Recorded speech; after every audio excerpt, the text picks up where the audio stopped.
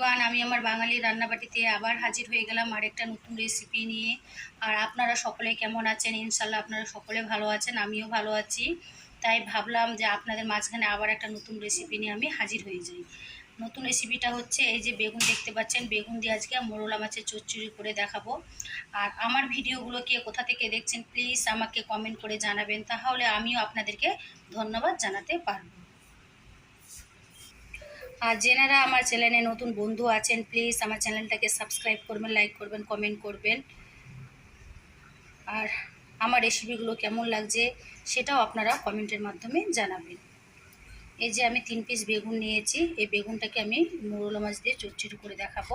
আর এই যে আমি মোরলা মাছ নিয়েছি, এটা ধুয়ে পরিষ্কার করে রেখে দিয়েছি। এই যে আমি মোরলা মাছ নিয়েছি। আর কি কি উপকরণ নিচ্ছি আপনারা আমার সঙ্গে থাকুন, স্কিপ করবেন না, স্কিপ করলে কিন্তু অনেক কিছুই মিস করে ফেলবেন।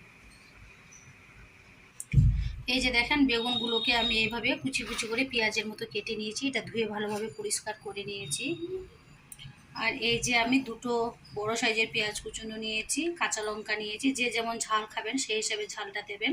আর কিছু আমি টমেটো কুচুনো নিয়েছি। এই সমস্ত কিছু লাগবে আমার ওই মাছের চচ্চড়িতে। আর কি কি মশলা লাগছে সেটাও আপনাদেরকে দেখিয়ে দিচ্ছি, আপনারা আমার সঙ্গে থাকুন, স্কিপ করবেন না। প্রথমে আমি বেগুনটা দিয়ে দিচ্ছি, হাত দিয়ে মেখে রান্নাটা বসাবো, গ্যাসে পরে বসাবো। আগে ভালোভাবে এটা মেখে নিয়ে আমি তারপরে আমি এই যে টমেটো কুচুনোটা দিচ্ছি, এইভাবে ছড়িয়ে দিচ্ছি। আর কাঁচা লঙ্কা, পেঁয়াজ দিচ্ছি, কাঁচা লঙ্কাও আমি দিয়ে দিচ্ছি। বেগুনগুলো গলে যাবে, অনেকটা কমে যাবে। 3টা বেগুন আপনাদেরকে দেখিয়েছিলাম, আমি কিন্তু 3টা বেগুন কাটিনি, 2টা বেগুনে আমার হয়ে গেছে, যেহেতু মাছের পরিমাণটা কম। আর আমি এখন মাছগুলো দিয়ে দিব, মোরলা মাছ।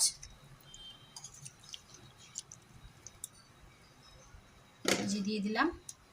আর এখন দিব এই যে আমি এই যে লবণ, হলুদ, এটা শুকনো লঙ্কার গুঁড়ো নিয়েছি আমি। যে যেমন ঝাল খাবেন সেই হিসাবে ঝালটা দেবেন, যেহেতু আমি কাঁচা লঙ্কা নিয়েছি বলে সেই হিসাবে ঝালটা নিয়েছি। আর এটা হচ্ছে আমার 1 চা চামচ আদা রসুন জিরে একসঙ্গে আমার পেস্ট করা থাকে, এই মশলাটা আমি দিচ্ছি। আলাদা করে আমি জিরে পাউডার বা ধনিয়া পাউডার দিচ্ছি না। আরেকটা মশলা দিব, এখন আমি আরেকটা মশলা দিচ্ছি, সেটা হচ্ছে সরষা বাটা।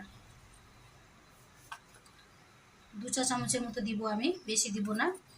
এই যে 1 চামচ দিলাম, আর এই যে 1 চামচ দিচ্ছি। আর এখন যেটা দিব সরষার তেল, তেলটা একটু বেশি করেই দেব। তেল দিয়ে দিলাম, এখন হাত দিয়ে সুন্দরভাবে এটা মাখতে হবে, যদি এটা হাতে মাখা চচ্চড়ি বেগুন দিয়ে। এই যে দেখেন খুব সুন্দরভাবে এটা মেখে নিয়েছে হাত দিয়ে। যত সুন্দরভাবে মাখাবেন চচ্চড়িটা খেতে তত সুস্বাদু হবে। এখন আমি সরষার বাটিটা, মানে সরষার যে বেটেছিলাম ব্লেন্ডারে, ওই ব্লেন্ডারে ধোয়া জলটা আমি দিয়ে দিচ্ছি। খুব একটা জল দেবো না, যেহেতু বেগুনটা সেদ্ধ হলে অনেকটা জল বের হবে।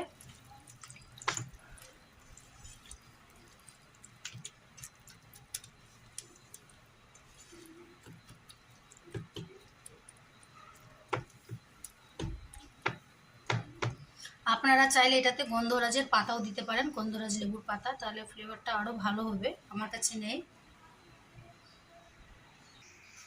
এই যে দেখেন আমি গ্যাসে বসিয়ে দিলাম, এখন আমি ঢাকা দিয়ে দিচ্ছি।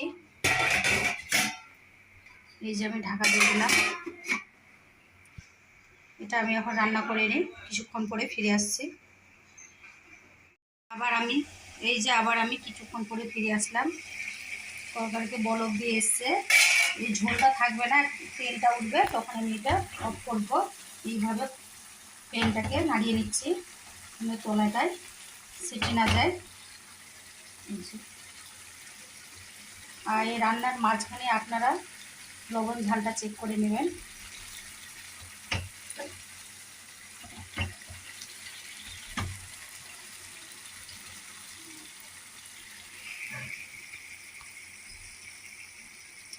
গ্যাসের ফ্লেমটা আমি আস্তে আস্তে করে এটা লো টু মিডিয়ামে করে দেব।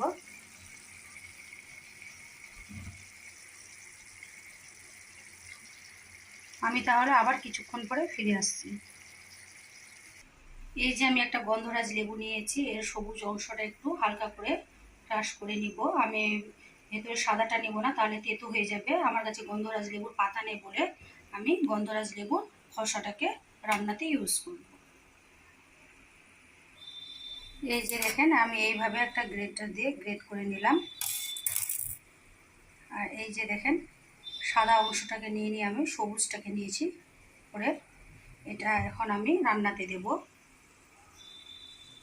এই যে আমি ঢাকাটা তুলে দিচ্ছি, এক্ষুনি এটা দিয়ে দেবো আমি জাস্ট ফ্লেভারের জন্য। এখন ঢাকা দিয়ে দেবো। এই যে আমি ঢাকা দিয়ে দিচ্ছি, আবার আমি কিছুক্ষণ পরে ফিরে আসছি। গ্যাসের ফ্লেমটাকে আমি লো টু মিডিয়ামে করে দিয়েছি। এখন আমি আবার কিছুক্ষণ পরে ফিরে আসলাম, আমার রান্না কমপ্লিট। এই যে দেখেন তেলটা ছেড়ে এসছে, কতটা তেলটা ছেড়ে এসছে দেখেন, ঝোলটা নেই। এখন আমি যেটা করব, নামানোর একটু আগে নামাবো বলে এখন আমি ধনেপাতা কুচুনো একটু দিয়ে এইভাবে ঢাকা দিয়ে রেখে দেব। আমার সব কিছু পারফেক্ট আছে, আমার চেক করা হয়ে গেছে।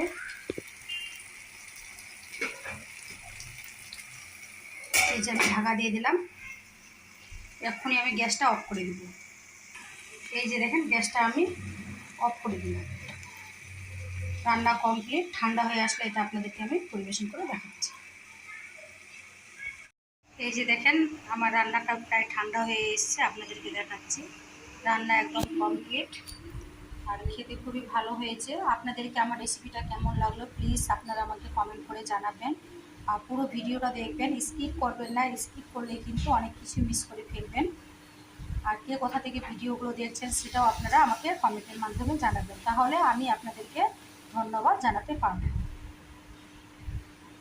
আজকে মোরলা মাছের বেগুন দিয়ে চচ্চড়ি করে দেখালাম। আবার একদিন আমি হাজির হয়ে যাব আর একটা নতুন রেসিপি নিয়ে। ধন্যবাদ।